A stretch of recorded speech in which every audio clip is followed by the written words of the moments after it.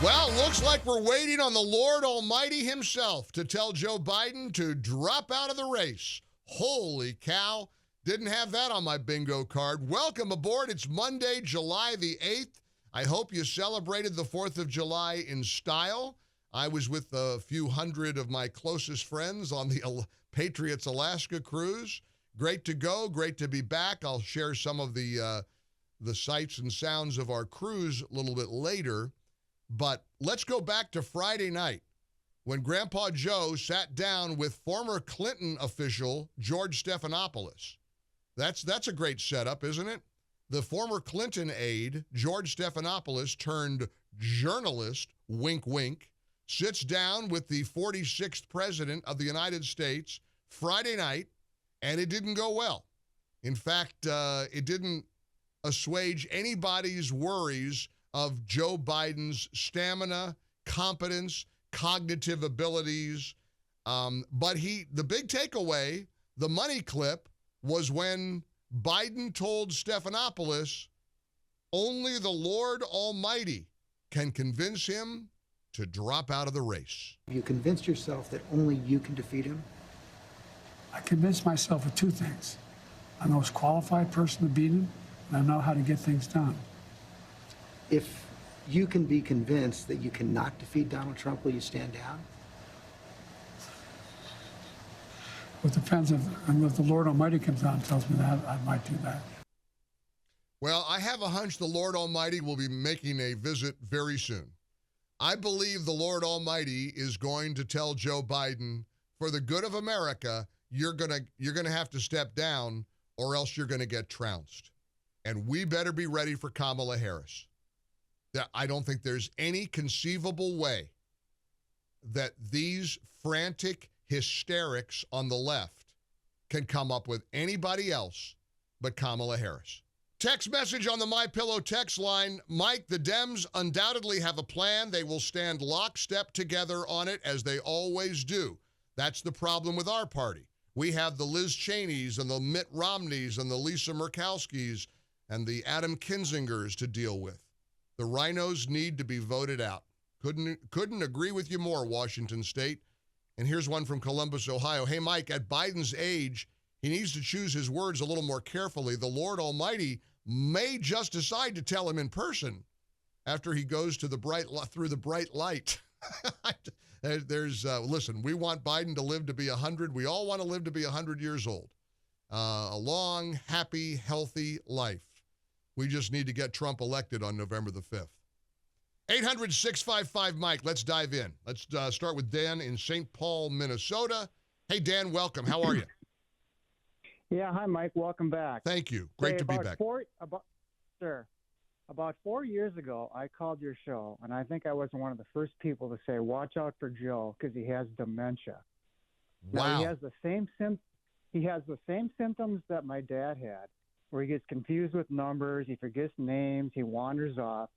And he's about 2 years behind my dad in his decline, and he stayed about 2 years behind these last 4 years. Wow. So my dad passed away in March. I'm sorry. So do the math. Do the math. Well, I mean, you saw it coming, and you saw it 4 years ago. I did. Wow. And so when you talk about, him going to heaven or wherever he goes, I firmly believe now his life is in the Lord's hands, but I don't think he has much time. And I hate to say this, I don't think he has much time left on this earth. Well, I mean, look, let's look at, you recognized it from what you went through in your personal life. Let's look at the media's role in this.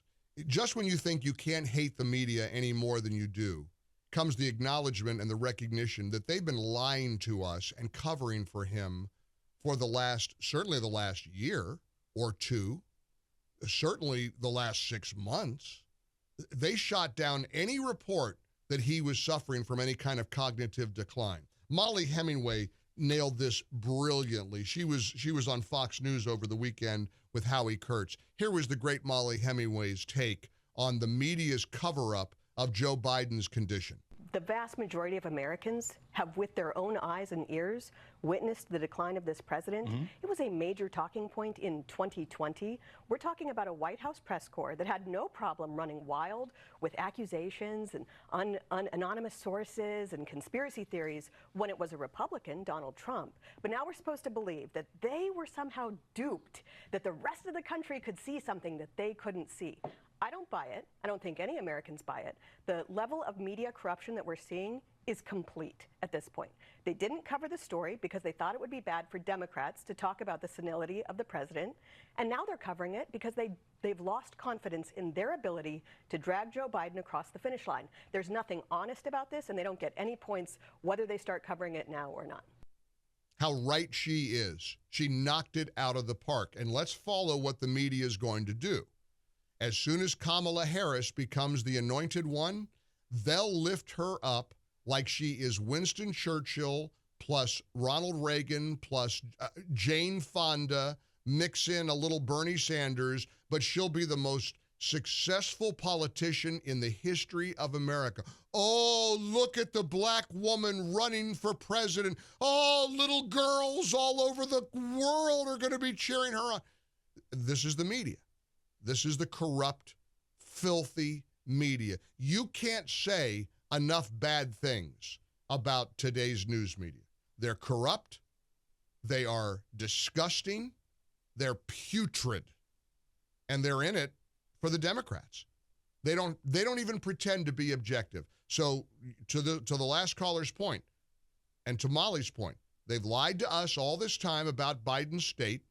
Now they're throwing him under the bus because he's outlived his usefulness to them, and they know he's going to get beat by Donald Trump, and they've got a real mess on their hands. One open line, 800-655-MIKE. Look, I hate to telegraph how I'm feeling as we get ready to pack up and go back on another trip to Milwaukee. We'll be broadcasting from the Republican National Convention next week, all next week, in Milwaukee, Wisconsin. I don't want Kamala Harris on the ticket. I don't want Gavin Newsom as the Democrat nominee. We all should want Joe Biden, but we have to face reality. They aren't stupid enough to stay with him. And all they're going to have to do is convince Jill and Joe, you got to take it for the team. So, do you agree with my assessment? Or do you think I'm all wet here? Are you ready for Kamala Harris?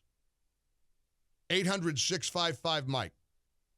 And then you got to start thinking about who will be her vice presidential running mate. I mean, what joker will they pull out of the deck to be her VP? I'm going to guess. I'll go out on a limb, and I shouldn't make any predictions. I'll bet it'll be Pete Buttigieg. I'll bet it'll be Kamala Harris, Pete Buttigieg. That'll be the ticket because they're going to think young. They're going to say, look at how vibrant that is, and look at all the boxes we check. Black, female, gay. I mean, you have a straight white guy with Kamala Harris? No, that won't do. Let's give him the whole enchilada. That'll be the ticket, I predict. One open line, 800-655-MIKE. 800-655-6453. Tommy's in Michigan. How you doing, Tommy? Tommy, you there? All right, let's try Bill in Michigan. Hey, Bill, you're up. Hi, Bill. Hey, welcome back, Mike. Thank you, sir. Hey, my takeaway from that clip with Biden, only a little bit tongue-in-cheek, is what he said if Lord Almighty came back and told him to get out, he might consider it. He said he might get out if the Lord God told him to get out. I mean, listen, if the Lord's going to tell me something, I'm going to go along with his suggestion. Talk about tempting fate. I love it. Yep. I love it. All right, appreciate it, Bill. One open line, 800-655-MIKE. Well, I mean, we are in some wild times. Think about what we're living through right now. I mean, here's Ben Domenech. A lot of smart people, too, a lot of great people weighing in. Listen to the great, talking about the mainstream media and their level of desperation. Here's Ben on Fox News. So the entrenched bureaucracy in this country, 2.5 million strong, the vast majority of which is in the camp of the Democrat Party, and the entrenched media in Washington and New York, which kind of controls much of the media that goes on out there, And then, of course, the Democrat Party. Reagan used to call this the Iron Triangle. This Iron Triangle is not going to give up very easily. It never does. It's going to fight to the last man and woman, isn't it? It really is, and that's why I think you see the kind of desperation in the way that they're currently talking. And keep in mind, it's still a long way till November, but I think you see that desperation, you hear it. All you have to do is, turn on Joe and Mika and you hear it. It's a desperation at recognizing that they no longer have the power that they once did. They no longer wield the power over the American message that they once did. And that's because they've been proven wrong so many times. People no longer trust them, and they trust their own eyes and ears. They trust that when they look at Joe Biden, they're not seeing someone who's sharp as a tack behind the scenes. They're seeing someone who, wanders all over the place, is regularly incoherent, really doesn't seem like a guy who should be running a country at this stage in his life. And they understand that when they're voting in November, if you vote for Joe Biden, you're voting for not if, but when Kamala Harris becomes president. Ben's right. Great take. That's Ben with the great one last night, Mark Levin on Fox News. Let me give you Christmas in July. Biden says he isn't going anywhere. He wrote a letter to House Democrats and congressional leaders today saying he is firmly committed to staying in the race. He's called into MSNBC already. All the pressure he's facing as of today, July the 8th, 2024, in the year of our Lord, he's digging his heels in. Good. Good. Let's all lift him up and support his efforts to stay in the race. Welcome aboard. What a wild week or so it has been. I hated being away, but I was plugged in every hour of every day. The ship's Wi-Fi worked great. It worked like a charm, and I was able to follow stuff on social media. The TV had Fox, CNN, and MSNBC. So you can imagine what network I watched. Didn't have any broadcast networks, so we couldn't see Biden's really disastrous interview with George Stephanopoulos, and that thing went off the rails. I mean, the general consensus is he didn't do anything to really reassure anybody, but he didn't really, start babbling, and asking who ordered the veal cutlet, and wander off. He didn't get up and walk off. Here's a little bit of the exchange that had people talking. This was supposed to be his redemptive interview with the former Clinton aide, George Stephanopoulos, who now, of course, masquerades as a journalist on ABC. Let's give you a little taste of that in case you missed it Friday night with the holiday. What's your plan to turn the campaign around? You saw it today. How many people do you get draw crowds like I drew today? You find me any more enthusiastic than today? Huh? I mean, I don't think you want to play the crowd game. Donald Trump can draw big crowds. There's no question about that. He can draw a big crowd, but what does he say? Who does he have? I'm the guy supposedly in trouble. We raised $38 million within 4 days after this. We have over 1 million individual contributors. Less than $200. I've not seen what you're proposing. You haven't seen the fall off in the polls. You haven't seen the reports of discontent in the Democratic Party, House Democrats, Senate Democrats. I've seen it from the press. I've heard from dozens of your supporters over the last few days, and a variety of views. I grant you that. But the prevailing sentiment is this. They love you, and they will be forever grateful to you for defeating Donald Trump in 2020. They think you've done a great job as president, a lot of the successes you outlined. But they are worried about you and the country, and they don't think you can win. They want you to go with grace, and they will cheer you if you do. What do you say to them? I say the vast majority are not where those folks are. I don't doubt there's some folks there. Have you ever seen a group at time when elected officials running for office aren't a little worried? Have you ever seen that? I've not. Same thing happened in 2020. Oh, Biden, I don't know, man. What's he going to do? He may bring me down. He may. Mr. President, I've never seen a president at 36% approval get reelected. Well, I don't believe that's my approval rate. That's not what our polls show. And if you stay in and Trump is elected and everything you're warning about comes to pass, how will you feel in January? I feel as long as I gave it my all and I did the goodest job as I know I can do. That's what this is about. All right, there you go. As long as I gave it my all and did the goodest job I could do, that's all I can do. Now, a couple of takeaways. First of all, surely you've noticed the quality of his voice, the hoarseness of his voice. I had a lot of one-on-one conversations with people on the cruise ship last week, and one lady was a registered nurse who treats Parkinson's patients. She says that's absolutely a telltale sign of Parkinson's disease. And there were reports over the weekend that a Parkinson's expert has met with Biden at the White House on numerous occasions. I don't know if that's true or false. No idea. But you hear it in his voice. You hear the weak, frail condition his voice is in.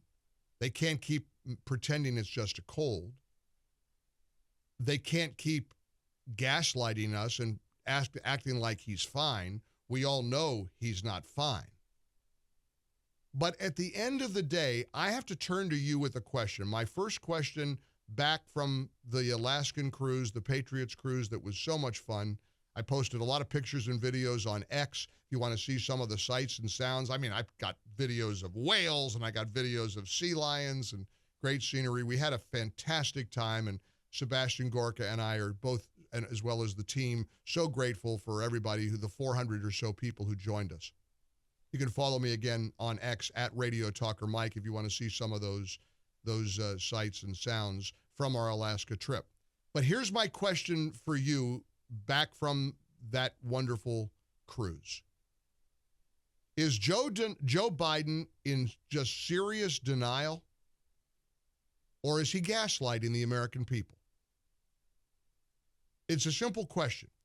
He tells George Stephanopoulos, I don't believe the polls. That's not what our polls say. I hear this narrative. It's only coming from the press. It's not coming from the American people. Is he so insulated? Is he so protected? Is he in such a bubble that he doesn't have a clue about how the whole country wants him gone? Or do you think he knows and he's pretending he doesn't know? Which is it? Let's find out. 800-655-MIKE. Welcome in. It's Monday, July the 8th. We're in the Relief Factor studios, and so grateful to be, not only to get to go on a trip like the Alaska cruise, but get to return to work after a week away, because I got a show. I've been aching to get back to work to hear your voice. I want to see those little phone lines light up, and I want to put your voice front and center here on the Mike Gallagher Show. 800-655-MIKE. Which is it? Does he believe it? Is he really that delusional? Or is he faking? Is he pretending that he's in denial? I mean, which is it? I'll bet the smartest audience in America has the answer. 800-655-MIKE. I hope you join us. Joe Biden told Morning Joe this morning he's in. He's all in. And let's hope he is. Let's hope he's a man of his word. Hey, make sure, President Biden, you stick to your guns. Have the courage of your convictions, Grandpa. Stay in the race. We don't need you going anywhere. We'll see if we can get that clip for you from, we've got it? Well, that was quick. Attaboy. Christian, always on the ball, always a step ahead of the curve.